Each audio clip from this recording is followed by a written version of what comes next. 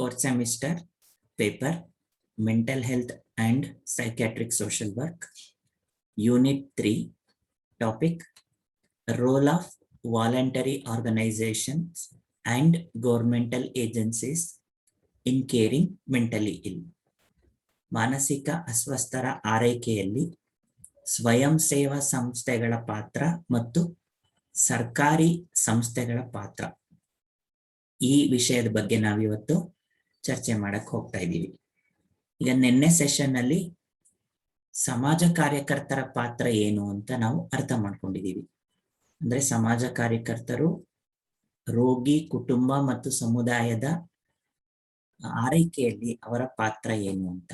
ಅದೇ ರೀತಿ ಒಬ್ಬ ವ್ಯಕ್ತಿ ಕಡೆಯಿಂದ ಕೆಲವು ಕೆಲಸ ಮಾಡಕ್ ಆಗಲ್ಲ ಅಂತ ಟೈಮಲ್ಲಿ ಸಂಸ್ಥೆಗಳು ಕಾರ್ಯನಿರ್ವಹಿಸ್ತವೆ. ಆ ಸಂಸ್ಥೆಗಳ ಪಾತ್ರ ಏನು ಅಂತ ಅರ್ಥ ಮಾಡ್ಕೊಳ್ಬೇಕು. ಸ್ವಯಂ ಸೇವಾ ಸಂಸ್ಥೆ ಅಂದ್ರೆ ಏನು?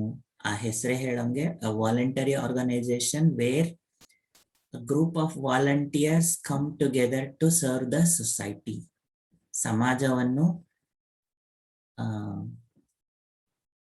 ಉದ್ಧರಿಸಲು ಅಥವಾ ಸಮಾಜ ಸೇವೆ ಮಾಡಲು ಒಂದಷ್ಟು ಸ್ವಯಂ ಸೇವಕರು ಒಟ್ಟುಗೂಡಿ ಒಂದು ಸಂಸ್ಥೆಯನ್ನ ರೂಪಿಸಿಕೊಂಡು ತನ್ಮೂಲಕ ಕಾರ್ಯನಿರ್ವಹಿಸುವ ಒಂದು ವ್ಯವಸ್ಥೆ ಅಂತ ನಾವು ಹೇಳ್ಬೋದು. ಆ ರೀತಿಯ ಸಂಸ್ಥೆಗಳು ಮಾನಸಿಕ ಅಸ್ವಸ್ಥ ರೋಗಿಗಳನ್ನ ಅಥವಾ ಕುಟುಂಬ ಸದಸ್ಯರಿಗೆ ಹೇಗೆ ಸೇವೆಯನ್ನು ಒದಗಿಸ್ತವೆ ಅನ್ನೋದನ್ನ ಇವತ್ತಿನ ಸೆಷನ್ ಅಲ್ಲಿ, ಅದೇ ತರ ಸರ್ಕಾರಿ ಸಂಸ್ಥೆಗಳು ಕೂಡ. ಸೊ ನಾವು ವಾಲಂಟರಿ ಆರ್ಗನೈಸೇಷನ್ ಅಂದಾಗ ಬರೀ ಇನ್ನೊಂದಷ್ಟು ಪದಗಳು ಕೇಳ್ತೀವಿ. ಒಂದು NGOs, ನಾನ್ ಗವರ್ಮೆಂಟಲ್ ಆರ್ಗನೈಸೇಷನ್ಸ್ ಅಂದ್ರೆ ಸರ್ಕಾರೇತರ ಸಂಸ್ಥೆಗಳು, ಮತ್ತೆ ನಾನ್ ಫಾರ್ ಪ್ರಾಫಿಟ್ ಆರ್ಗನೈಸೇಷನ್ ಅಂತ ಹೇಳ್ತಾರೆ, ಅಥವಾ ನಾನ್ ಪ್ರಾಫಿಟ್ ಕಮ್ಯುನಿಟಿ ಅಂತಾರೆ.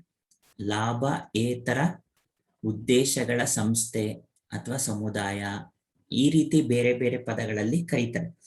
ಇವೆಲ್ಲ ಬಹುತೇಕ ಖಾಸಗಿ ಒಡೆತನದವ ಆದ್ರೂ ಕೂಡ ಮುಖ್ಯ ಉದ್ದೇಶ ಸೇವೆ, ಯಾವುದೇ ಲಾಭದ ಉದ್ದೇಶ ಇಲ್ಲದೆ ಸಂಪೂರ್ಣವಾಗಿ ಸೇವೆಯ ಉದ್ದೇಶದಿಂದ ಸರ್ಕಾರದ ಜೊತೆಗೆ ಕೈ ಜೋಡಿಸಿ ಸರ್ಕಾರ ಮಾಡಕ್ಕಾಗದೇ ಇರುವಂತ ಕೆಲಸನ ಮಾಡುವಂತಹ ಸಂಸ್ಥೆಗಳನ್ನ ನಾವು ಸ್ವಯಂ ಸೇವಾ ಸಂಸ್ಥೆಗಳು. ಆ ಹೆಸರೇ ಹೇಳೋಂಗೆ ಅಲ್ಲಿರುವ ಎಲ್ಲಾ ಕಾರ್ಯಕರ್ತರು ಅಥವಾ ಸಹಾಯಕರು, ಸದಸ್ಯರು ಸಂಪೂರ್ಣ ಸ್ವಯಂ ಸೇವಾ ಮನೋಭಾವದಿಂದ ಬಂದಿರೋರು. ಅವ್ರಿಗೆ ಸಂಬಳ ಇತ್ಯಾದಿ ಮತ್ಯಾದಿ ಎಲ್ಲ ಅಷ್ಟು ಪ್ರಮುಖವಾಗಿರೋದಿಲ್ಲ. ಆದ್ರೆ ಇತ್ತೀಚಿನ ಬಟ್ NGOs ಬಗ್ಗೆ ಮಾತಾಡ್ತಾ ಇಲ್ಲ ನಾವು. Volunteer organisation, for example Rotary Club, Lions Club, Red Cross committee, ಈ ತರದೆಲ್ಲ ಇರ್ತವಲ್ಲ. ಸೊ ಇವುಗಳು ಕ್ಲಬ್ಗಳ ರೀತಿಯಲ್ಲಿ ಮಾಡೋವೆಲ್ಲ ವಾಲಂಟಿಯರ್ ಆರ್ಗನೈಸೇಷನ್. ಅಲ್ಲಿ ಯಾರಿಗೂ ಏನು ಹಣದ ಅಪೇಕ್ಷೆಗಳಿರೋದಿಲ್ಲ. ಬೇರೆ ಅಪೇಕ್ಷೆಗಳಿರುತ್ತೆ, ಅದಿಲ್ಲ, ಎಲ್ಲಾ ಕಡೆನೂ ಇದ್ದೇ ಇರುತ್ತೆ. ಆದ್ರೆ NGOs ಅಲ್ಲಿ ಹಂಗಲ್ಲ. ಅಲ್ಲಿ ವರ್ಕರ್ಸ್ ನ ತಗೊಂಡು ಅವ್ರಿಗೆ ಸ್ಯಾಲ್ರಿ ಅಂತ ಕೊಟ್ಟು ಒಂದು ಸಂಸ್ಥೆ ಮಾಡ್ಕೊಂಡು ಅದ್ರಲ್ಲಿ ಒಂದು ಟ್ರಸ್ಟೀಸ್ ಅಂತ ಇರ್ತಾರೆ, ಅದಕ್ಕೊಂದು ನಿಯಮ ಎಲ್ಲ ಕೂಡ ಬಹುತೇಕ ಸರ್ಕಾರದ ರೀತಿಯಲ್ಲೇ ಇರುತ್ತೆ. ಸೊ ಅದು ಬೇರೆ. ನಾವಿಲ್ಲಿ ಪ್ರಮುಖವಾಗಿ ಗಮನ ಹರಿಸೋದು ಯಾವ್ದ್ರ ಬಗ್ಗೆ ಅಂದ್ರೆ ಸ್ವಯಂ ಸೇವಾ ಸಂಸ್ಥೆಗಳು ಅಂತ. ಓಕೆ, ಸೊ ಅದ್ರ ಬಗ್ಗೆ ನೋಡ್ತಾ ಹೋಗೋಣ. Organization owned and managed by the volunteers with the primary motto of serving the society. ಸಮಾಜಕ್ಕೆ ಸೇವೆ ಮಾಡುವ ಪ್ರಮುಖ ಧ್ಯೇಯದೊಂದಿಗೆ ಬಹುತೇಕ ಸ್ವಯಂ ಸೇವಕರಿಂದ ನಿಭಾಯಿಸಲ್ಪಡುವ ಸಂಸ್ಥೆಗಳನ್ನೇ ಸ್ವಯಂ ಸೇವಾ ಸಂಸ್ಥೆಗಳು ಅಂತ ಕರಿತೀವಿ. ನಾನು ಆಗ್ಲೇ ಎಕ್ಸಾಂಪಲ್ ಕೂಡ ಕೊಟ್ಬಿಟ್ಟಿದ್ದೀನಿ. Okay, next, organisations voluntarily involving them in working for people with mental illness. ನಾವಿವಾಗ ಯಾವ ರೀತಿಯ ಸಂಸ್ಥೆಗಳ ಬಗ್ಗೆ ಅರ್ಥ ಮಾಡ್ಕೊಳಕ್ ಹೋಗ್ತಾ ಇದ್ದೀವಿ ಅಂದ್ರೆ, those organisations voluntarily come forward to work to function for the welfare of people with mental illness. Those people who have mental illness will be helped by these organizations. ಮಾನಸಿಕ ಅಸ್ವಸ್ಥ ವ್ಯಕ್ತಿಗಳಿಗೆ ಸಹಾಯ ಮಾಡುವ ಪ್ರಮುಖ ಧ್ಯೇಯದೊಂದಿಗೆ, ಪ್ರಮುಖ ಉದ್ದೇಶದೊಂದಿಗೆ ಕಾರ್ಯನಿರ್ವಹಿಸುವಂತಹ ಸ್ವಯಂ ಸೇವಾ ಸಂಸ್ಥೆಗಳನ್ನು ನಾವು ಈ ಒಂದು ಅವರ ಪಾತ್ರ ಏನು ಅಂತ ನಾವು ತಿಳ್ಕೊಳ್ಳಕ್ಕೆ ಪ್ರಯತ್ನ ಮಾಡ್ತೀವಿ. Who work along with government in rendering services to the needy people. ಅಗತ್ಯವಿರುವ ಜನಗಳಿಗೆ ಸರ್ಕಾರದ ಜೊತೆ ಸಹಯೋಗದೊಂದಿಗೆ ಕಾರ್ಯನಿರ್ವಹಿಸುವ ಸಂಸ್ಥೆಗಳು. ಈ ಸ್ವಯಂ ಸೇವಾ ಸಂಸ್ಥೆಗಳು ಅಂದ್ರೆ ಯಾವುವು? ಸರ್ಕಾರ ಎಷ್ಟು ಮಟ್ಟಿಗೆ ಮಾಡಕ್ಕಾಗುತ್ತೋ ಬಿಡುತ್ತೋ, ಎಲ್ಲಿ ಮಾಡಕ್ಕಾಗಲ್ವೋ ಅಂತ ಕಡೆ ಹೋಗಿಯೂ ಕೂಡ ಸಂಸ್ಥೆಗಳು ತಲುಪುವಂತಹ ಪ್ರಯತ್ನ. ಅದು ಯಾರಿಗೆ, ಎಲ್ಲರಿಗೂ ಅಲ್ಲ, ಯಾರಿಗೆ ಅಗತ್ಯ ಇದೆಯೋ ಅವರಿಗೆ ಮಾತ್ರ. Not to every people, those people who are in need of services. Majority in the society, beneficiaries will not get the appropriate services. This is because of the intervention of government. So that is why voluntary organizations mainly intended to reach those people who are in need. It aims always to deliver appropriate services to the appropriate persons or individuals. So that is called voluntary organisation. ಈ ಸಂಸ್ಥೆಗಳು ಸ್ವಯಂ ಸೇವೆಯ ಮನೋಭಾವದೊಂದಿಗೆ ಸೂಕ್ತ ಫಲಾನುಭವಿಗಳಿಗೆ ಸೂಕ್ತ ಸೇವೆಯನ್ನು ಒದಗಿಸುವ ಪ್ರಯತ್ನವನ್ನು ನಡೆಸುವುದು ಅನ್ನುವಂಥದ್ದು. ಯಾಕಂದ್ರೆ ನಮ್ಮ ಸಮಾಜದಲ್ಲಿ ಬಹುತೇಕ ಜನರಿಗೆ ಯಾರಿಗೆ ಅವಶ್ಯಕತೆ ಇದೆಯೋ ಅವರಿಗೆ ತಲುಪಲ್ಲ. ಯಾಕಂದ್ರೆ ಅದು ಸರ್ಕಾರದ ಮೆಕ್ಯಾನಿಸಮ್ ಆಗಿರುತ್ತೆ, ಅವರ ವೈಫಲ್ಯ ಕೂಡ ಆಗಿರುತ್ತೆ. ಅಂತಹ ವೈಫಲ್ಯಗಳನ್ನ ಪತ್ತೆ ಹಚ್ಚಿ ಅಂತ ಅಗತ್ಯ ಇರುವ ಜನಗಳಿಗೆ ತಲುಪುವ ಪ್ರಯತ್ನವನ್ನ ಸ್ವಯಂ ಸೇವಾ ಸಂಸ್ಥೆಗಳು ಮಾಡ್ತವೆ ಅನ್ನುವಂಥದ್ದು. Organisations who supplements the government in serving by the motto of people centric approach. So ಇದು ಪ್ರಮುಖವಾಗಿ ನೋಡಿ, ಸರ್ಕಾರದ ಸೇವೆಗಳಿಗೆ ಸಹಾಯಕವಾಗಿ ಅಥವಾ ಪೂರಕವಾಗಿ, ಸರ್ಕಾರದ ಸೇವೆಗಳಿಗೆ ಪೂರಕವಾಗಿ ಜನಕೇಂದ್ರಿತ ಅಥವಾ ವ್ಯಕ್ತಿ ಕೇಂದ್ರಿತ ವಿಧಾನದ ಮೂಲಕ ಸೇವೆಯನ್ನು ಒದಗಿಸುವ ಸಂಸ್ಥೆಗಳು. ಸೊ ಸರ್ಕಾರಕ್ಕಾದ್ರೆ ಬೇರೆ ಬೇರೆ ಏನೇನೋ ಹಿತಾಸಕ್ತಿಗಳಿರಬಹುದು, ಆದರೆ ಬಹುತೇಕ ಸ್ವಯಂ ಸೇವಾ ಸಂಸ್ಥೆಗಳಿಗೆ ಜನರ ಸೇವೆಯೇ ಕೇಂದ್ರವಾಗಿರುತ್ತೆ. ವ್ಯಕ್ತಿಗಳನ್ನ ಆರೈಕೆ ಮಾಡುವುದೇ ಕೇಂದ್ರವಾಗಿರುತ್ತೆ. ಅವರ ಕ್ಷೇಮಾಭಿವೃದ್ಧಿಯೇ ಅವರ ಪ್ರಮುಖ ಆದ್ಯ ಕರ್ತವ್ಯವಾಗಿರುತ್ತೆ. ಹಾಗಾಗಿ ಅವರಿಗೆ ಸೂಕ್ತ ಸೇವೆಯನ್ನು ಒದಗಿಸುವ ಪ್ರಯತ್ನವನ್ನ ನಡೆಸುವಂತಹ ಸಂಸ್ಥೆಗಳು. So those institutions or organisation will always have a people-centric approach, a person-centered approach, or a beneficiary-centered approach, and deliver them appropriate service at the appropriate time. That is the intention. So this kind of organization are called voluntary organizations. Next, first one. ಏನೇನೆಲ್ಲ ಮಾಡುತ್ತೆ? First one, identify appropriate beneficiaries. ಸೂಕ್ತ ಫಲಾನುಭವಿಗಳನ್ನು ಗುರುತಿಸುವುದು. ಯಾರಿಗೆ ಅಗತ್ಯ ಇದೆ, ಯಾರಿಗೆ ಸೇವೆಯ ತುರ್ತು ಅಗತ್ಯ ಇದೆ ಅಥವಾ ಯಾರಿಗೆ ಅಗತ್ಯ ಇಲ್ಲ ಅನ್ನುವಂಥದ್ದನ್ನ ಸರ್ವೆ ಮಾಡೋದ್ರ ಮೂಲಕ, ಸ್ಟಡಿ ಮಾಡೋದ್ರ ಮೂಲಕ ಸೂಕ್ತ ವ್ಯಕ್ತಿಗಳನ್ನ ಆಯ್ಕೆ ಮಾಡೋದೇ ಈ ವಾಲಂಟರಿ ಆರ್ಗನೈಸೇಷನ್ ನ ಜವಾಬ್ದಾರಿ ಅನ್ನುವಂಥದ್ದು. Second one, provide appropriate financial assistance to the needy beneficiaries. ಅಗತ್ಯವಿರುವ ಫಲಾನುಭವಿಗಳಿಗೆ ಸೂಕ್ತ ಹಣಕಾಸಿನ ನೆರವನ್ನು ಒದಗಿಸುವುದು. ಸೊ ಬಹುತೇಕ ಹಣಕಾಸಿನ ಸೌಲಭ್ಯ ಅಂದಾಗ ಸ್ಕಾಲರ್ಶಿಪ್ ಕೊಡ್ತಾ ಇದ್ದಾರೆ, ಅಥವಾ ಸ್ಪಾನ್ಸರ್ಶಿಪ್ ಇದೆ, ಅಥವಾ ಏನೋ ಒಂದು ಪೆನ್ಷನ್ ಕೊಡ್ತಾರೆ. ಈ ಹಣಕಾಸಿನ ದೃಷ್ಟಿಯಿಂದ ನೋಡಿದಾಗ ಬಹುತೇಕರು ಸುಳ್ಳು ಹೇಳೇ ತಗೊಂಡಿರ್ತಾರೆ. ಸುಳ್ಳು ಸರ್ಟಿಫಿಕೇಟ್ ಕೊಟ್ಟು ಸುಳ್ಳು ಹೇಳಿ. ಯಾಕಂದ್ರೆ ಸರ್ಕಾರ ಏನು ಹೋಮ್ ವಿಸಿಟ್ ಮಾಡಲ್ಲ, ಅಥವಾ ಅವ್ರಿಗೆ ಎಲ್ಲ ಬೇಕಾಗಿರೋದು ಫೋಟೋ ದಾಖಲೆ ಅಷ್ಟೇ. ಆದರೆ ಸ್ವಯಂ ಸೇವಾ ಸಂಸ್ಥೆಗಳು ಹಂಗಲ್ಲ, ಹೋಮ್ ವಿಸಿಟ್ ಮಾಡ್ತವೆ. ಹೋಮ್ ವಿಸಿಟ್ ಮಾಡೋದ್ರ ಜೊತೆಗೆ ಅಸೆಸ್ ಮಾಡ್ತಾರೆ, ಇವ್ರಿಗೆ ನಿಜವಾಗಿಯೂ ಹಣಕಾಸಿನ ಸೌಲಭ್ಯ ಬೇಕಾ ಅಂತ.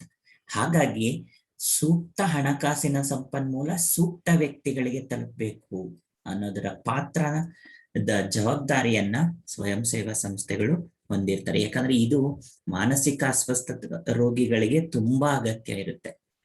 ಹಾಗಾಗಿ ಈಗ ಬಹುತೇಕ ನಾವು ಆರೋಗ್ಯದ ಮೇಲೆ ಅಂದ್ರೆ ಹಣಕಾಸು ಇರೋರು ಕೂಡ ಎಲ್ಲಾದ್ರೂ ಸೌಲಭ್ಯ ಸಿಗುತ್ತಾ, ಸಾಲ ಮಾಡೋಣ ಅಂತಾನೆ ನೋಡ್ತಾ ಇರ್ತಾರೆ ದುಡ್ಡಿದ್ರೆ. ಯಾಕಂದ್ರೆ ಅದೊಂಥರ ಡೆಡ್ ಇನ್ವೆಸ್ಟ್ಮೆಂಟ್ ಅಂತ. ಹಂಗಾಗಿ ಸೂಕ್ತ ಹಣಕಾಸು ಸೂಕ್ತ ವ್ಯಕ್ತಿಗಳಿಗೆ ಸಿಗ್ಬೇಕು ಅಂತ. ಈಗ prime minister fund, chief minister fund ಇರ್ತಲ್ಲ, ಇಲ್ಲೆಲ್ಲ ದಾಖಲೆಗಳನ್ನ ಹಾಸ್ಪಿಟ್ಲು ಡಾಕ್ಟರ್ ದುಡ್ಡು ಕೊಟ್ಟು ಲಂಚ ಕೊಟ್ಟು ತಗೊಂಡೋಗಿ ಎಲ್ಲ ಮಾಡೋದ್ರೆ ತುಂಬಾ ಜನ ಇದ್ದಾರೆ. ಎಷ್ಟೋ ಬಡವರಿಗೆ ಈಗ್ಲೂ ಸಿಗ್ತಾ ಇಲ್ಲ. ಆ ರೀತಿಯಲ್ಲಿ ಆಗ್ಬಾರ್ದು ಅನ್ನೋ ಉದ್ದೇಶನೇ ಈ ಸ್ವಯಂ ಸೇವಾ ಸಂಸ್ಥೆಗಳು ಸೂಕ್ತ ವ್ಯಕ್ತಿಗಳಿಗೆ ಸೂಕ್ತ ಹಣಕಾಸಿನ ನೆರವನ್ನು ಒದಗಿಸುವುದು. Number 3, provide appropriate care to the clients and services to the clients. ಅತಿಥಿಗಳಿಗೆ ಸೂಕ್ತ ಆರೈಕೆ ಮತ್ತು ಸೇವೆಯನ್ನು ಒದಗಿಸುವುದು. ಸೊ ಯಾರಿಗೆ ಮಾನಸಿಕ ಬೆಂಬಲ ಬೇಕು, ಯಾರಿಗೆ ಸಾಮಾಜಿಕ ಬೆಂಬಲ ಬೇಕು, ಯಾರಿಗೆ ಹಣಕಾಸಿನ ಬೆಂಬಲ ಬೇಕು, ಯಾರಿಗೆ ಕಾನೂನಿನ ನೆರವು ಬೇಕು, ಯಾರಿಗೆ ಯಾವ ಆಸ್ಪತ್ರೆಯಲ್ಲಿ ಟ್ರೀಟ್ಮೆಂಟ್ ಕೊಡಬೇಕು, ಯಾರಿಗೆ ಆಸ್ಪತ್ರೆ ಟ್ರೀಟ್ಮೆಂಟ್ ಅಗತ್ಯ ಇದೆ ಅಥವಾ ಇಲ್ಲ, ಈ ರೀತಿಯಲ್ಲಿ ಯಾವ ಮಾನಸಿಕ ವ್ಯಕ್ತಿಗಳಿಗೆ ಯಾವ ರೀತಿಯ ಸೇವೆ ಬೇಕು ಅಂತ ನಿರ್ಧರಿಸೋದರ ಜವಾಬ್ದಾರಿ ಸಂಸ್ಥೆಗಳ ಮೇಲಿದೆ. So in order to decide right kind of services to the right kind of people at the right kind of time, this is the role of voluntary organizations. Next, 4th one, helps to bridge the gap, treatment gap in mental health. ಮಾನಸಿಕ ಆರೋಗ್ಯದಲ್ಲಿರುವ ಚಿಕಿತ್ಸೆಯ ಅಂತರವನ್ನು ಭರ್ತಿ ಮಾಡಲು ಸೇತುವೆಯಾಗಿ ಕಾರ್ಯನಿರ್ವಹಿಸುವುದು. ಕೆಲವೊಮ್ಮೆ ಸರ್ಕಾರ ಮತ್ತು ಸಮುದಾಯದ ನಡುವೆ ಅಂತರ ಇರುತ್ತೆ, ಅಲ್ಲಿ ಯಾರಿಗೆ ಏನ್ ಸಿಗ್ಬೇಕೋ ಅದು ಸಿಗ್ತಾ ಇರಲ್ಲ. ಆ ಎರಡರ ನಡುವೆ ಒಂದು ಸೇತುವೆಯಾಗಿ ವಾಲಂಟರಿ ಆರ್ಗನೈಸೇಷನ್ಸ್ ವರ್ಕ್ ಮಾಡಬೇಕಾಗತ್ತೆ. So voluntary organisation are intended to fulfil the gap in the treatment between the patients and the community, or between the patients and the hospital, between the service provider and the service user. So that kind of bridge is played by the role of voluntary organizations. So ಹೀಗೆ ಸ್ವಯಂ ಸೇವಾ ಸಂಸ್ಥೆಗಳು ಒಂದು ಸೇತುವೆಯಾಗಿ ಜನರ ಮತ್ತು ಸಮುದಾಯದ ನಡುವೆ, ಸಮುದಾಯ ಮತ್ತು ಸರ್ಕಾರದ ನಡುವೆ, ಸಂಸ್ಥೆ ಮತ್ತು ವ್ಯಕ್ತಿಗಳ ನಡುವೆ ಆ ಒಂದು ಅಂತರವನ್ನ ಕಡಿಮೆ ಮಾಡುವ ಜವಾಬ್ದಾರಿಯನ್ನ ಹೊಂದಿರ್ತಾರೆ. 5th one, provide rehabilitative services. So majority of voluntary organizations provide rehabilitative services: food, cloth, shelter, protection, promotion, and prevention, sensitization, those kind of services. So ಯಾವ ವ್ಯಕ್ತಿಗಳಿಗೆ ಮನೆಯಲ್ಲಿ ಸೇರಿಸ್ಕೊಳ್ಳೋದಿಲ್ವೋ, ಯಾವ ವ್ಯಕ್ತಿಗಳಿಗೆ ಆಶ್ರಯ ಇರೋದಿಲ್ವೋ ಅಂತವರಿಗೆ ಪುನರ್ವಸತಿಯನ್ನ ಕಲ್ಪಿಸಿಕೊಡುವ ಮಹತ್ವದ ಜವಾಬ್ದಾರಿಯನ್ನ ಸ್ವಯಂ ಸೇವಾ ಸಂಸ್ಥೆಗಳು ಹೊಂದಿರ್ತಾರೆ. ಯಾಕಂದ್ರೆ ಅವರಿಗೆ ಸಮಯಕ್ಕೆ ಸರಿಯಾಗಿ ಬೇಕಾದಂತ ಊಟ, ಬಟ್ಟೆ, ವಸತಿ, ರಕ್ಷಣೆ, ನೆರವು ಇಂಥವನ್ನೆಲ್ಲ ಕೊಡುವ ಜವಾಬ್ದಾರಿಯನ್ನ ಅವರು ಹೊಂದಿರ್ತಾರೆ ಅಂತ. Next, number 6, provision for effective community care. ಪರಿಣಾಮಕಾರಿಯಾದ ಸಮುದಾಯದ ಸೇವೆಯನ್ನು ಒದಗಿಸುವುದು. So what you mean by effective community care? Means appropriate people should get appropriate services. So means those patients or people who are in urgent need should get the facilities. So that is possible only by the intervention of voluntary organizations. So ಸ್ವಯಂ ಸೇವಾ ಸಂಸ್ಥೆಗಳು ಸಮುದಾಯದಲ್ಲಿ ಸೂಕ್ತ ಅಗತ್ಯಗಳನ್ನ ಗುರುತಿಸ್ತಾರೆ, ಸೂಕ್ತ ಸೇವೆಯ ಅಗತ್ಯತೆಯನ್ನ ಪತ್ತೆ ಹಚ್ತಾರೆ. ಹಾಗಾಗಿ ಅವರ ಪಾತ್ರ ಅತ್ಯಂತ ಅಗತ್ಯವಾಗಿರುತ್ತೆ, ಅವರ ಜವಾಬ್ದಾರಿ ಅದಾಗಿರುತ್ತೆ. ಎಷ್ಟು ಸಾಧ್ಯವೋ ಅಷ್ಟು ಪರಿಣಾಮಕಾರಿಯಾಗಿ ಸಮುದಾಯಕ್ಕೆ ಸೇವೆಯನ್ನ ಒದಗಿಸಬೇಕು ಅನ್ನೋದರ ಜವಾಬ್ದಾರಿ ಸ್ವಯಂ ಸೇವಾ ಸಂಸ್ಥೆಗಳಾಗಿರುತ್ತೆ. 7. Promote research, training and capacity building programs. ಸಾಮರ್ಥ್ಯವರ್ಧನ ತರಬೇತಿ ಮತ್ತು ಸಂಶೋಧನೆಗಳನ್ನು ಪ್ರೋತ್ಸಾಹಿಸುವುದು. ಸೊ ಈ ಸ್ವಯಂ ಸೇವಾ ಸಂಸ್ಥೆಗಳು ಸದಾಕಾಲ ಅಧ್ಯಯನದಲ್ಲಿ ತೊಡಗಿರ್ತವೆ, ಮತ್ತೆ ಸೂಕ್ತ ಸಿಬ್ಬಂದಿ ವರ್ಗದವರಿಗೆ, ಸೂಕ್ತ ವ್ಯಕ್ತಿಗಳಿಗೆ ಕಾಲಕಾಲಕ್ಕೆ ತರಬೇತಿಗಳನ್ನ ಕೊಡ್ತಾ ಇರೋದು, ತನ್ಮೂಲಕ ಸಾಮರ್ಥ್ಯನ ವೃದ್ಧಿಸಿ ರೋಗಿಗಳ ಆರೈಕೆಯಲ್ಲಿ ಉತ್ತಮ ಫಲಿತಾಂಶವನ್ನು ಪಡೆಯುವುದರ ಜವಾಬ್ದಾರಿಯನ್ನು ಅವರು ಹೊಂದಿರ್ತಾರೆ.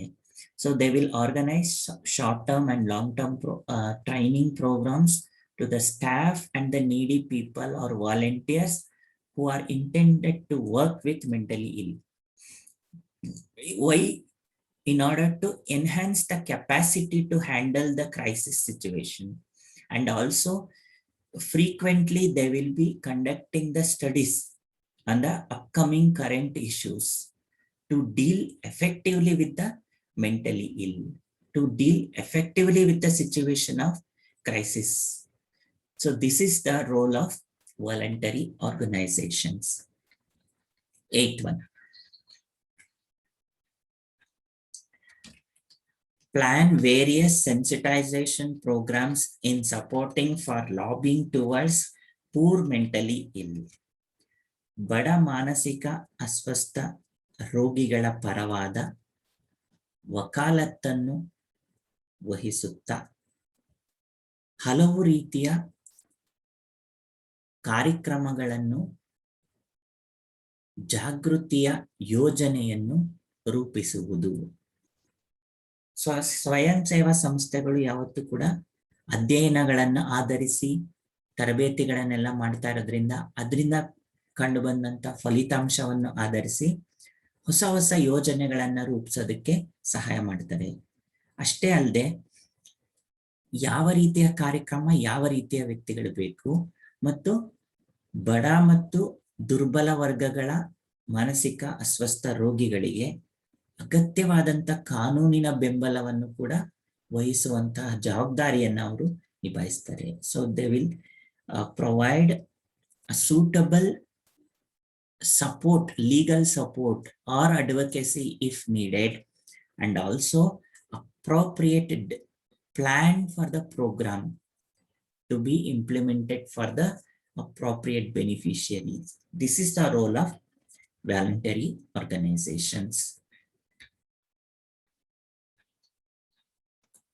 9. Provide linkages with potential employment by sensitizing employers to the needs of cured mentally ill.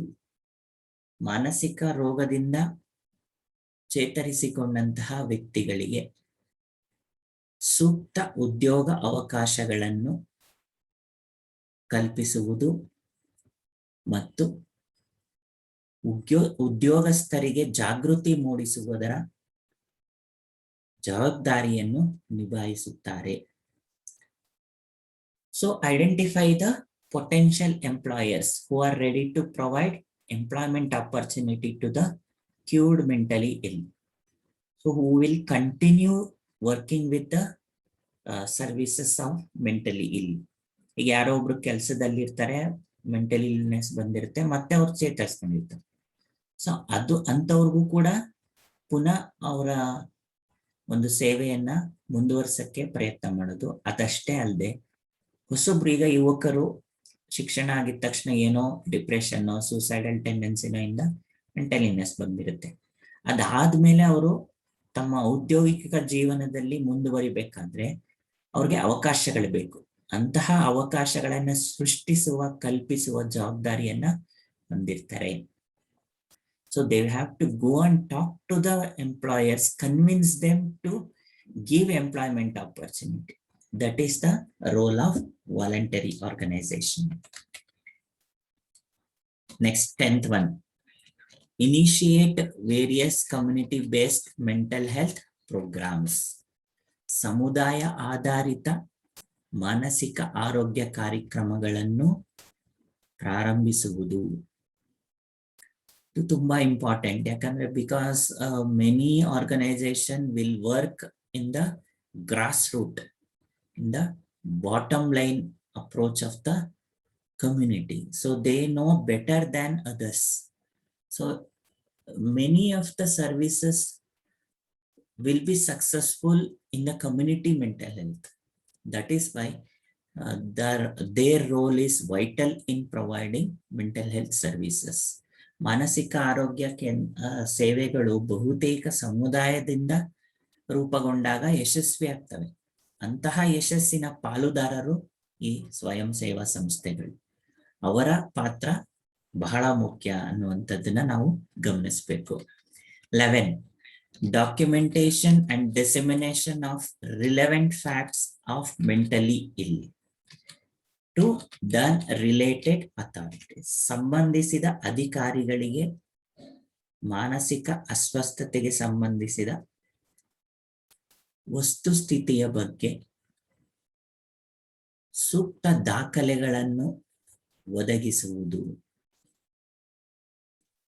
ಯಾಕಂದ್ರೆ ಸ್ವಯಂ ಸೇವಾ ಸಂಸ್ಥೆಗಳು ಡಾಕ್ಯುಮೆಂಟೇಶನ್, ರಿಪೋರ್ಟಿಂಗ್ ಎಲ್ಲ ತುಂಬಾ ಚೆನ್ನಾಗಿ ಮಾಡ್ತಾರೆ. ಆ ಮಾಡೋದ್ರಿಂದಾಗಿ ಅವ್ರಿಗೆ ಅಪ್ಡೇಟೆಡ್ ಫ್ಯಾಕ್ಟ್ ಸಿಗುತ್ತೆ.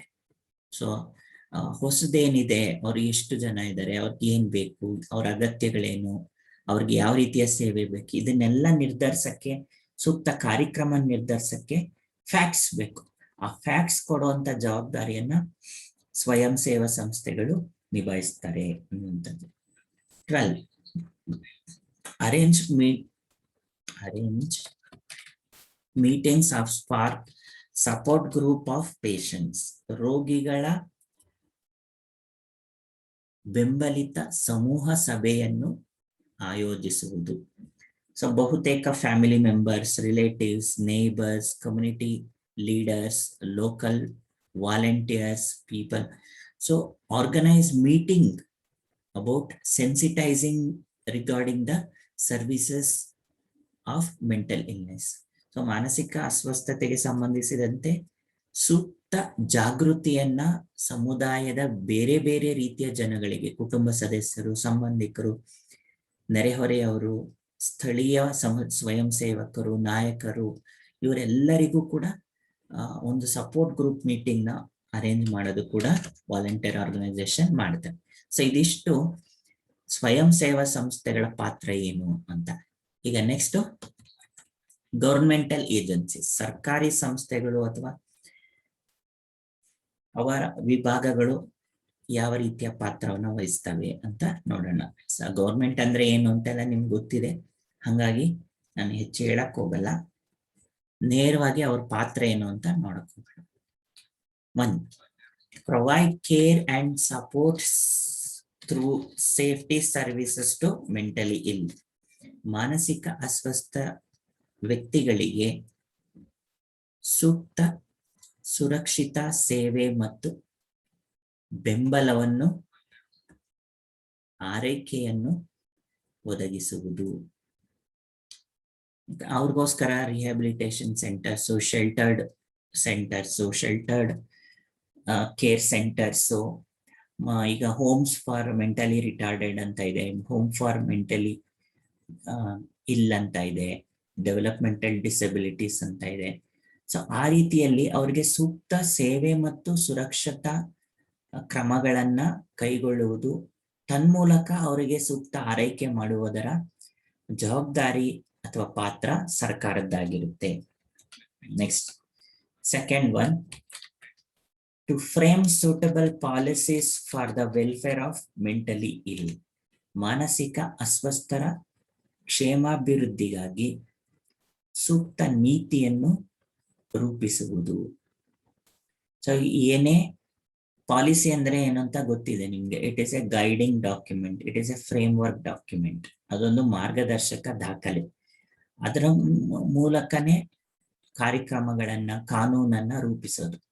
ಹಾಗಾಗಿ ಅಂತಹ ನೀತಿಯನ್ನ ನಿರೂಪಿಸುವುದರ ಪಾತ್ರವನ್ನ ಸರ್ಕಾರ ವಹಿಸ್ಬೇಕಾಗುತ್ತೆ. ಇಡೀ ಮಾನಸಿಕ ಅಸ್ವಸ್ಥ ಅವರ ಅಭಿವೃದ್ಧಿ, ಕ್ಷೇಮಾಭಿವೃದ್ಧಿಯ ಜವಾಬ್ದಾರಿಯನ್ನ ನೀತಿಯ ಮೂಲಕ ನಿಭಾಯಿಸುವುದರ ಪಾತ್ರವನ್ನ ವಹಿಸಬೇಕಾಗುತ್ತೆ. Number 3, formulation of suitable plans for the welfare of mentally ill. ಮಾನಸಿಕ ಅಸ್ವಸ್ಥರ ಕ್ಷೇಮಾಭಿವೃದ್ಧಿಗಾಗಿ ಸೂಕ್ತ ಯೋಜನೆಯನ್ನು ರೂಪಿಸುವುದು. ಆಗ್ಲೇ ಹೇಳಿದಂಗೆ ನೀತಿಯನ್ನ ಅನುಷ್ಠಾನಕ್ಕೆ ತರಕ್ಕೆ ಒಂದಷ್ಟು ಯೋಜನೆಗಳನ್ನ ರೂಪಿಸೋದು. ಹಣಕಾಸಿನ ನಿರ್ವಹಣೆ ಮತ್ತೆ ಸಂಪನ್ಮೂಲಗಳ ನಿರ್ವಹಣೆ, ಇವುಗಳನ್ನ ಯೋಜನೆಯ ಮೂಲಕ ರೂಪಿಸಿ ಕಾರ್ಯಕ್ರಮವನ್ನ ಅನುಷ್ಠಾನಕ್ಕೆ ತರೋದು. ಆ ಒಂದು ಪಾತ್ರನೂ ಕೂಡ ಸರ್ಕಾರ ನಿಭಾಯಿಸಬೇಕಾಗುತ್ತೆ. 4th one, maintaining minimum standard of authority in the welfare of mentally ill. ಮಾನಸಿಕ ಅಸ್ವಸ್ಥ ಕ್ಷೇಮಾಭಿವೃದ್ಧಿಗಾಗಿ ಕನಿಷ್ಠ ಅಧಿಕಾರದ ಗುಣಮಟ್ಟವನ್ನು ನಿರ್ಧರಿಸುವುದು. ಸೊ ಇದನ್ನ ಆಕ್ಟ್ ಅಲ್ಲೆಲ್ಲ ಹೇಳುತ್ತೆ. Mental health act 1987, mental health and care act 2017 latest ಇದೆ. ಸೊ ಇವೆರಡರಲ್ಲೂ ಏನ್ ಮಾಡ್ತಾರೆ ಅಂದ್ರೆ ನಿರ್ದಿಷ್ಟ ಗುಣಮಟ್ಟಗಳನ್ನ ನಿರ್ಧರಿಸೋದು. ಯಾವ ರೀತಿಯ ಸೇವೆ ಕೊಡ್ಬೇಕು, ಯಾವ ರೀತಿಯ ವೃತ್ತಿಪರ ವ್ಯಕ್ತಿಗಳಿರ್ಬೇಕು, ಹೇಗೆ ಔಷಧೋಪಚಾರಗಳನ್ನ, ಚಿಕಿತ್ಸೆಯನ್ನ ಕೊಡ್ಬೇಕು, ಒಂದು ವೇಳೆ ಅದೆಲ್ಲ ನಡೀದೇ ಇದ್ರೆ ಏನ್ ಮಾಡ್ಬೇಕು, ಇವುಗಳನ್ನ ನಿರ್ಧರಿಸೋದು, ಅದರ ಪಾತ್ರವನ್ನ ವಹಿಸ್ಬೇಕಾಗಿರೋದು ಸರ್ಕಾರ. So they will decide the minimum standard requirement to follow up the plans and programs for the welfare of mentally ill. 5th one, formulation and enforcement of laws and legislation in protecting the rights of people who are mentally ill. ಮಾನಸಿಕ ಅಸ್ವಸ್ಥ ವ್ಯಕ್ತಿಗಳನ್ನು ರಕ್ಷಿಸುವಲ್ಲಿ ಹಕ್ಕುಗಳ ಸಂರಕ್ಷಣೆಗಾಗಿ ಸೂಕ್ತ ಶಾಸನ ಮತ್ತು ಕಾನೂನನ್ನು ರೂಪಿಸುವುದು ಮತ್ತು ಜಾರಿಗೊಳಿಸುವುದು. ಅದಕ್ಕೆ ನಮ್ಮ ದೇಶದಲ್ಲಿ ಸರ್ಕಾರನೇ ಶಾಸಕಾಂಗದ ಮೂಲಕ ಕಾನೂನುಗಳನ್ನ, ಶಾಸನಗಳನ್ನ ರೂಪಿಸೋದು ಮತ್ತೆ ಅದನ್ನ ಜಾರಿಗೊಳಿಸೋದು. ಅದು ಕಾರ್ಯಾಂಗದ ಮೂಲಕ ಜಾರಿಗೊಳಿಸೋದು, ನ್ಯಾಯಾಂಗ ಅದನ್ನ ಮೇಲ್ವಿಚಾರಣೆ ಮಾಡೋದು. ಸೊ ಹಾಗಾಗಿ ಈ ಶಾಸನಗಳನ್ನ ಸ್ವಯಂ ಸೇವಾ ಸಂಸ್ಥೆಗಳು ಮಾಡಕ್ ಬರಲ್ಲ, ಅದು ಸರ್ಕಾರನೇ ಮಾಡ್ಬೇಕು. ಹಾಗಾಗಿ ಮೆಂಟಲ್ ಹೆಲ್ತ್ ಆಕ್ಟ್ ಅಂಡ್ 1987 ಅಂತ ಇದೆ, ರಿಹ್ಯಾಬಿಲಿಟೇಷನ್ ಕೌನ್ಸಿಲ್ ಆಕ್ಟ್ 1992 ಇದೆ, ಆಟಿಸಮ್ ರಿಲೇಟೆಡ್ ಆಕ್ಟ್ ಇದೆ, ಪರ್ಸನ್ಸ್ ವಿತ್ ಡಿಸಬಿಲಿಟಿ ಆಕ್ಟ್ ಇದೆ, ಮತ್ತೆ mental health and care act 2017 ಇದೆ, rights of persons with disability act 2016. ಇವುಗಳ ಮೂಲಕ ಮಾನಸಿಕ ಅಸ್ವಸ್ಥರನ್ನು ವೈಕಲ್ಯತೆಯ ಅಡಿಯಲ್ಲಿ ಪರಿಗಣಿಸಿ ಅವ್ರಿಗೆ ಸೂಕ್ತ ಹಕ್ಕುಗಳನ್ನ ಮಾನವೀಯ ಹಕ್ಕುಗಳನ್ನಾಗಿ ಪರಿಗಣಿಸಿ ಅವರ ಸಂರಕ್ಷಣೆ ಮಾಡುವುದರ ಜವಾಬ್ದಾರಿಯುತ ಪಾತ್ರವನ್ನ ಸರ್ಕಾರ ನಿಭಾಯಿಸಬೇಕಾಗುತ್ತೆ. Next 6th one, provide enormous fund for the protection of needs of mentally ill. ಮಾನಸಿಕ ಅಸ್ವಸ್ಥರ ಅಗತ್ಯಗಳನ್ನು ಈಡೇರಿಸಲು ಸಾಕಷ್ಟು ಹಣಕಾಸಿನ ನೆರವನ್ನು ಒದಗಿಸುವುದು. ಸೊ ಫೈನಾನ್ಷಿಯಲ್ ಬಡ್ಜೆಟ್ ಅಲ್ಲೆಲ್ಲ ಅವ್ರಿಗೆ ಇಂತಿಷ್ಟು ಅಮೌಂಟ್ ಅಂತ ನಿಗದಿಪಡಿಸಿ ಅವ್ರಿಗೆ ಹಣಕಾಸಿನ ಸಂಪನ್ಮೂಲವನ್ನು ಕ್ರೋಢೀಕರಿಸಿ ಸಹಾಯ ಮಾಡೋದು ಸರ್ಕಾರದ ಜವಾಬ್ದಾರಿಯಾಗಿರುತ್ತೆ. 7 promote research through financial assistance. ಸಂಶೋಧನೆಯನ್ನು ಸೂಕ್ತ ಹಣಕಾಸಿನ ನೆರವಿನೊಂದಿಗೆ ಪ್ರೋತ್ಸಾಹಿಸುವುದು. ಸೊ ಯೂನಿವರ್ಸಿಟಿಗಳಿಗೆ ಮತ್ತೆ ಸಂಘ ಸಂಸ್ಥೆಗಳಿಗೆ ಗ್ರಾಂಟ್ಸ್ ಕೊಡೋದ್ರ ಮೂಲಕ ಸಂಶೋಧನೆಗೆ ಪ್ರತ್ಯೇಕವಾಗಿ ಅಧ್ಯಯನಗಳು, ಇತ್ತೀಚೆಗೆ ಯಾಕೆ ಡಿಪ್ರೆಷನ್ ಜಾಸ್ತಿ ಆಗ್ತಿದೆ, ಇತ್ತೀಚೆಗೆ ಯಾಕೆ ಯುವಕರಲ್ಲಿ ಸೂಸೈಡಲ್ ಟೆಂಡೆನ್ಸಿ ಜಾಸ್ತಿ ಆಗ್ತಿದೆ, ಇದ್ರ ಬಗ್ಗೆ ಅಧ್ಯಯನ ಮಾಡಿ ಅಂತ ಹಣಕಾಸಿನ ನೆರವನ್ನ ಕೊಟ್ಟು ಪ್ರೋತ್ಸಾಹಿಸುವುದರ ಜವಾಬ್ದಾರಿಯನ್ನ ನಿಭಾಯಿಸಬೇಕಾಗುತ್ತೆ. 9. Training and capacity building programs to the staff in taking care of welfare of mentally ill. MI ಅಂದ್ರೆ mentally ill. ಮಾನಸಿಕ ಅಸ್ವಸ್ಥರ ಆರೈಕೆ ಮತ್ತು ಸೇವೆಯನ್ನು ಮಾಡುವ ಸಿಬ್ಬಂದಿಗಳಿಗೆ ಸಾಮರ್ಥ್ಯ ವರ್ಧನೆಗಾಗಿ ತರಬೇತಿಯನ್ನು ನೀಡುವುದು. ಸೊ ಆಗಿಂದಾಗಿಯೇ ಟ್ರೈನಿಂಗ್ ಕೊಡ್ತಾ ಇರುತ್ತೆ, ವರ್ಕ್ಶಾಪ್ಸ್ ಮಾಡೋದ್ರ ಮೂಲಕ ಅಥವಾ short term on off the job training ಗಳೆಲ್ಲ ಕೊಡೋದ್ರ ಮೂಲಕ ಯಾರ್ಯಾರು doctors, nurse, caretakers, therapist, clinicians, community leaders, community officials, government officials, policy makers, administrators, ಇವರೆಲ್ಲರಿಗೂ ಕೂಡ ಸೂಕ್ತ ತರಬೇತಿಯನ್ನ ಆಗಿಂದಾಗಿಯೇ ಕೊಡ್ತಾ ಬರೋದು, ಅದರ ಪಾತ್ರವನ್ನ ನಿಭಾಯಿಸಬೇಕು. 10. Provision of grant in aid to for organization who take care of welfare of mentally ill. ಮಾನಸಿಕ ಅಸ್ವಸ್ಥರ ಸೇವೆಯನ್ನು ಮಾಡುವ ಸಂಸ್ಥೆಗಳಿಗೆ ಸೂಕ್ತ ಹಣಕಾಸಿನ ಅನುದಾನವನ್ನು ಒದಗಿಸುವುದು. ಸೊ ಯಾವ NGOs, ವಾಲಂಟರಿ ಆರ್ಗನೈಸೇಷನ್ ವರ್ಕ್ ಮಾಡ್ತಾವೋ ಅವ್ರಗಳಿಗೆಲ್ಲ ಹಣಕಾಸಿನ ಅನುದಾನವನ್ನ ಕೊಡೋದು, ವರ್ಷಕ್ಕೆ ಇಷ್ಟಿಷ್ಟು ಅನುದಾನ ಅಂತ ಕೊಡೋದರ ಜವಾಬ್ದಾರಿಯ ಪಾತ್ರವನ್ನ ನಿಭಾಯಿಸ್ಬೇಕಾಗತ್ತೆ. ಸೊ ಇದಿಷ್ಟು ಸರ್ಕಾರ ಏನೇನ್ ಮಾಡ್ಬೇಕು ಅನ್ನೋದು. ಓಕೆ, ಸೊ ಇಲ್ಲಿವರೆಗೂ ಮಾನಸಿಕ ಅಸ್ವಸ್ಥರ ಕ್ಷೇಮಾಭಿವೃದ್ಧಿ ಮತ್ತು ಬೆಳವಣಿಗೆಯಲ್ಲಿ ಸ್ವಯಂ ಸೇವಾ ಸಂಸ್ಥೆಗಳ ಪಾತ್ರ ಏನು, ಸರ್ಕಾರದ ಪಾತ್ರ ಏನು ಅಂತ ಅರ್ಥ ಮಾಡ್ಕೊಳ್ಳೋಕೆ ಪ್ರಯತ್ನ ಮಾಡಿದೀವಿ. Okay, thank you.